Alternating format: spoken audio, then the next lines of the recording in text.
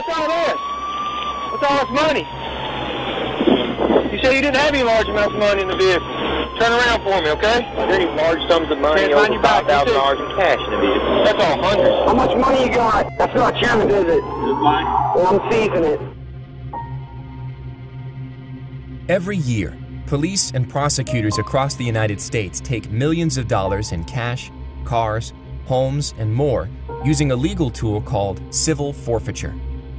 Using civil forfeiture, law enforcement can take your property without even charging you with a crime.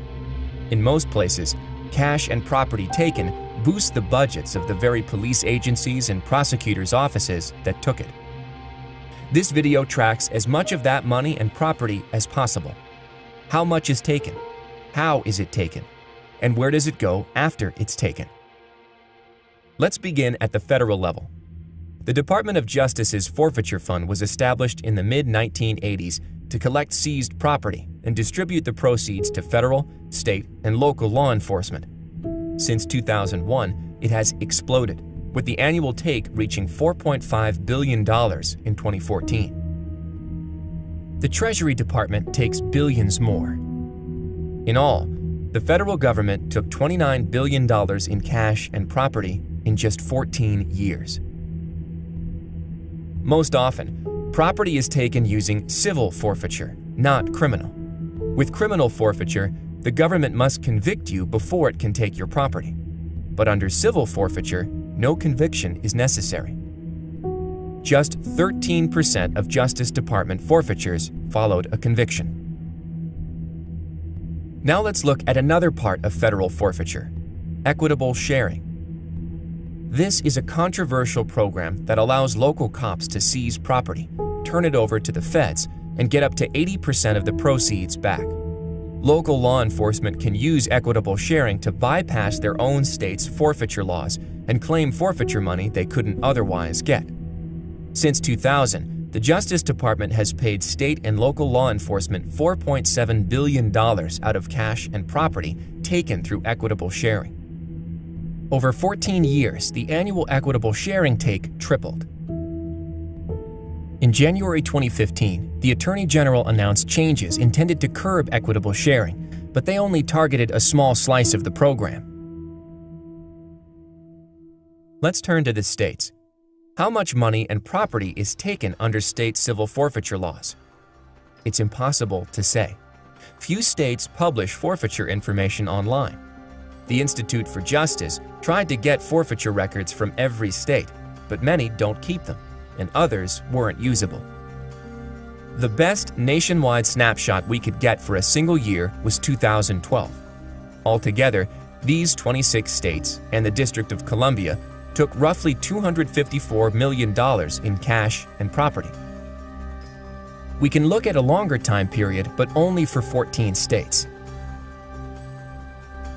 In 12 years, these states' combined annual forfeiture revenue more than doubled.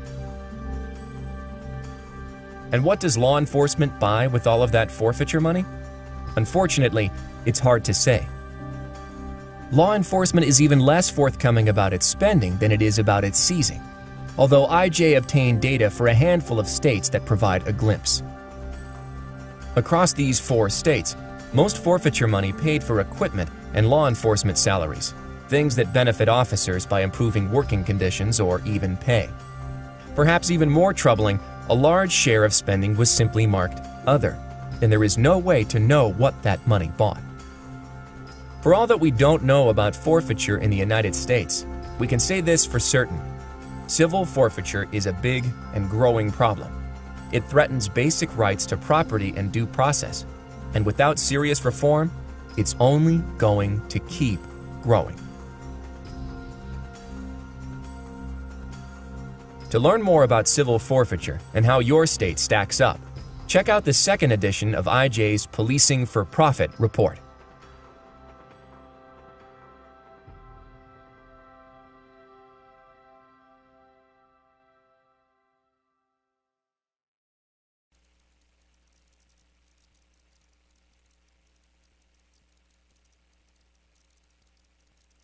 Report: Florida's imprisonment rate is 23% higher than the national average. Mitch Perry. 7 days ago. The national crime rate in the U.S. has been steadily declining since for 2 decades and is currently at its lowest rate since 1968. Likewise, Florida's crime rate has dropped over the past few decades, but it is still 15% higher than the national average. And its imprisonment rate is 23% higher than the national average. Those are just 2 findings included in a recently released report on Florida's prison population trends that was published last month to little public notice, but was referenced by St. Petersburg State Senate Senator Jeff Brandes at an appearance at the Suncoast Tiger Bay Club last Friday. "Our system is broken," said the Republican lawmaker, who failed to pass several bills addressing criminal justice reform in Florida. The report from the Boston-based Crime and Justice Institute of Community Resources for Justices also found that prison admissions had declined by 28% of the last decade, driven by the declines in crime. However, in that same time period, average sentences have increased by 22%, balancing out the admissions decline and leading to a mostly stable prison population. The study, which goes up to the end of 2015, also shows that, generally, it helps to get arrested in the southern and eastern parts of the state. Counties in those parts of Florida tend to send people to prison at a lower rate than northern, central, and western counties. These patterns hold when looking at admissions per reported crime or admissions per arrest, which means that the disparity is not driven by underlying crime rates, write the authors, who are Felicity Rose, Kalbe Dolly, Yamanda Wright, and Len Engel of the Crime and Justice Institute.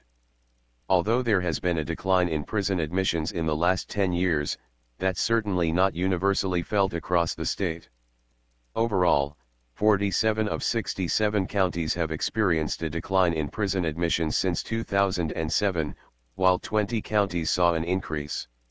Within these groups there was significant variation, with some counties cutting their prison admissions by half, while others tripled theirs over the same period.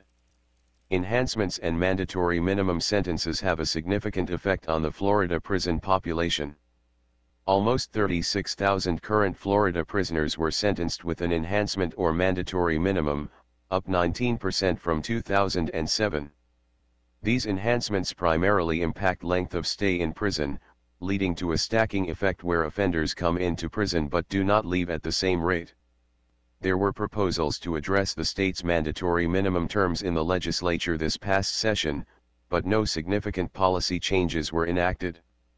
The report says that in 2016, staff from Florida Senate Committee on Criminal Justice conducted an inventory of mandatory minimum terms in Florida and identified 108 offenses that carry a mandatory minimum sentence. Demographically, Florida has always been home to some of the nation's oldest citizens, and that includes those who are incarcerated. The report shows that the number of prisoners 50 years old and over grew by 65% in the last decade, with that growth generated by prisoners who extremely long sentences aging into the elderly prisoner demographic.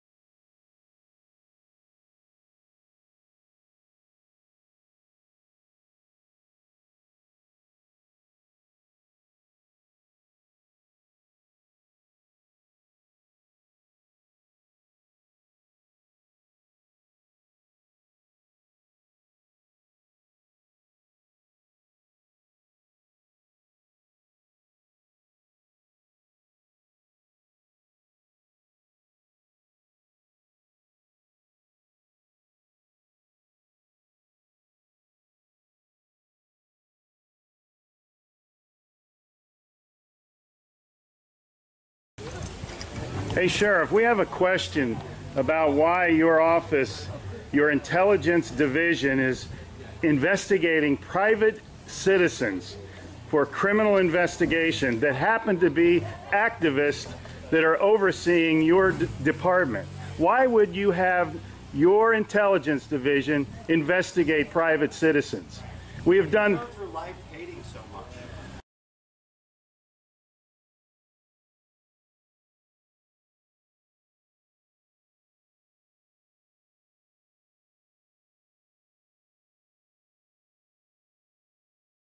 Sir, we don't hate anyone. We love freedom and we love American people. And government is out of control. That's why you're seeing such a revolt nationwide. Why can't you just answer, why is Susan Edwards, your intelligence division, investigating private citizens? This should not happen. Are you here to apply for a job?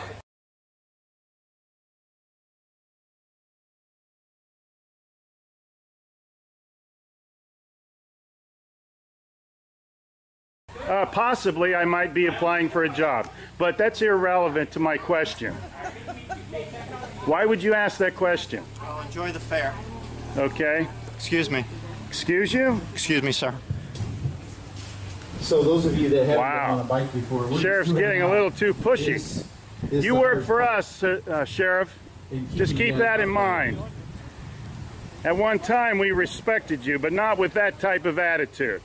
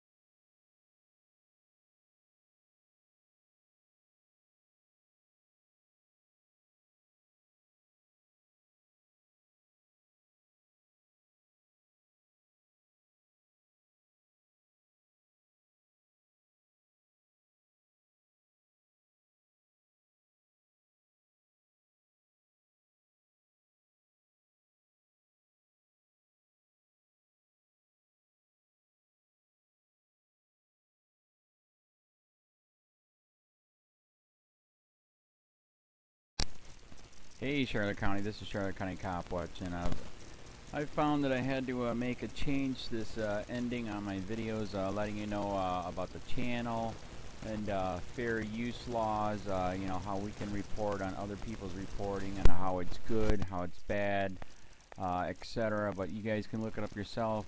It is legal. It's in there.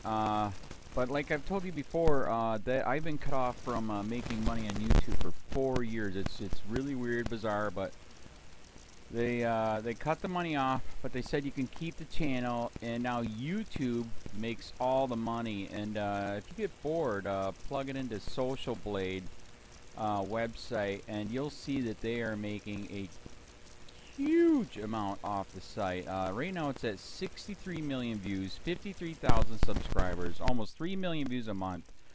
You know, trying to wake people up, and I make nothing. In fact, I got a customer that's ex-congressman. He said if I could ever find a lawyer, sue YouTube on it. But because this is nuts. 4 hours a day, and to save America. You know, but at the same time, it's worth it. Look at what our founding fathers did. They died for this country. So, but getting back to the money part, this is why I'm redoing the video. Is my dream of everyone giving $1, and it's going to be $53,000 a year, or if they did Patreon, which you know, can be monthly. that is not working. That'd be great if it did. Nothing is perfect. And I appreciate the people that do donate, you know, what they can on PayPal. And there again, I'm letting you guys know that is not much. It is, you know, monthly is, oh my god. So anyways, yes, you cannot live on it. It's very, very, very low amount. But the dollar things, I do appreciate that. But when I first said everybody give $1, that's not working. I'm just letting you guys know it's, yeah, that dream. Everybody gives $1. 53,000 subscribers. It's not working. So yes, if you can give more than that, you know, I appreciate it. Like I said, you know, I'm in a unique situation where, you know, we're already debt free, and I'm not rich, but with the little business that we have, I am able to do what I am able to do 45 hours a day, you know, letting you guys know what's going on. In 4 years, I've did the whole thing myself. 12,000 videos on there. I literally get emails where people are like, holy crap, I never knew it was this bad. And it is this bad, and it's getting worse every day because we have the internet, we have cell phones, we have cameras everywhere now, and it's just disgusting what's going on. And then, as you guys know too, now we got Trump, we got Jeff Sessions doing a war on drugs, and now he wants to go after the forfeiture laws again. It's just unfreaking real. So if you can give more than that dream of everybody giving $1, yeah, that old video, that's not working. They're not. They're just not. So anyways, if you can give more than that dream is not working. Hardly anybody is giving. There you go. So that's why I'm remaking the video. If you can give more than that would be great. And there again, like I said, the Patreon's there. There is some people on there that are starting to give, but there again, it's very, very low. And like I said, I don't want to get rich off of that. I'm going to keep doing what I'm doing because, you know, it's still so stinking corrupt. It's not even funny. My court case that I'm going to be paying out of my pocket myself with Charlotte County's coming up. They illegally looked me up and then posted all my information on LEOAFFAIRS website. They basically doxed me, however you want to say that. I forget what the word is, and they outed me, man. And that information on that site went out to 500 sheriffs, deputies, people that work at the jail, etc., etc., etc. So yeah, it is very, very scary, but we're going to do a federal case, 1983 case, violating freedom of speech. We have 17 cameras in the house now. We got 2 cameras in the car. I always carry a camera plus a cell phone. A lot of people are highly recommending I get a vest now. If I could, if the wife would let me, I would run for sheriff. We are trying to push the thing nationwide right now, where just to mix it up and to get the topics out there is register to run for sheriff, NPA, no party affiliation, as a write-in, and that is completely free, and you can participate in the elections. And there's a lot of stuff. We got a guy, James McLinnis in Pinellas County, Tampa, who almost won. He experienced the corruption himself. The story is unbelievable. Look him up. It's mind-blowing what they did. It pissed him off. He is very, very smart. He has way more money than I did. He ran for sheriff at the last 3 months last year in 2016 and almost won. He got all of the black vote. And the reason why he did that is because he ran in, I will not bust, we're in Florida, I will not bust anybody for weed anymore unless it's an ungodly huge amount, like pounds. And then he also ran in, no more victimless crimes, no more of this freaking road pirate bull crap. And then he was going to cut the budget by 30%. And when you think about that, you can. If you stop the road pirates, you can get rid of a bunch of people. Gone. So, the wife has been saying, yes, I can, yes, I can't. So I don't know. We're trying to find somebody that can do it because I am busy doing this anyways. But, so I'm making a video, like I said, that $1 a month from everybody, you know, for 53,000 subscribers, that is not working. I'm just letting you guys know. Absolutely give way more than $1 a month. If you can, I appreciate anything. By the way, remember too, when you give that, PayPal takes like freaking 15 to 20%, so it's even worse than that. But, and there again, like I'm letting you guys know, it's way, what I get is very, very low. Appreciate it. but it is very, very low. Can't live on it. I'm just, you know, I'm working, and that's what I'm working on. And that court case is going to cost a buttload of money. That's federal court. Just the filing fees and the depositions that we're going to be doing with this corrupt cop. So there's another reason to give. We are going to be doing a deposition with this very corrupt. He was in a drug squad. He is a bad guy. He's on steroids. We heard steroids are rampant here. That's why their attitude is so bad. And we are going to get him on video, and it will be on YouTube. So that case alone is $5,000 just to bring it to court, and that's my money out of my pocket. So there's another reason to give, and give way more than $1 if you can. So keep that in mind. This is the new video, and I see, God, I talk a lot. It's already 7 minutes, but had to make it just to let you know the $1 a month from everybody is not working. They're not doing it. So if you can give more than that, please. So thanks. Keep it up. Share, like, subscribe, tell your friends, send me your videos on corruption, and I'll post it.